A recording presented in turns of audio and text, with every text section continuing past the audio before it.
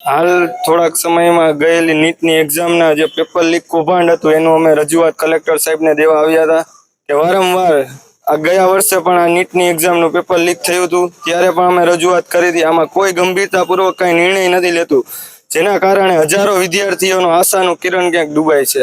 હજારો લોકો, હજારો વિદ્યાર્થીઓના મા બાપો ક્યાંક સરકાર પાસે આશા રાખતા હોય કે પેપર લીક થાય તેમાં ગંભીરતાપૂર્વક કાર્યવાહી થાય, પરંતુ આ સરકાર ભાજપની તાનાશાહી એવી છે કે ભાજપ હિન્દુ ખતરામાં છે એમ કહીને મત માંગે છે અને ખરેખર ભાજપના રાજમાં તો પેપર ખતરામાં છે। એક પેપર એવું નથી કે જે સુરક્ષિત રીતે થયું હોય। આપણે જોઈ શકીએ છીએ કે બધા જ વોટ્સઅપ ને ટેલિગ્રામ ગ્રુપમાં આ પેપર 2 દિવસ અગાઉ જ જે ક્વેશ્ચન હતા એ ફરતા હતા અને એ ક્વેશ્ચન જ એ પેપરમાં પૂછાણા, જેનું આજે હજારો લોકો પીડાય છે, હજારો વિદ્યાર્થીઓ જેને દુઃખ વ્યક્ત કરે છે કે જો આમ જ પરીક્ષાઓ લેવાની તો આવનારા સમયમાં કોઈ પરીક્ષા આપવા પણ વિદ્યાર્થીઓ પોતાનો હોસલો નહીં રાખે।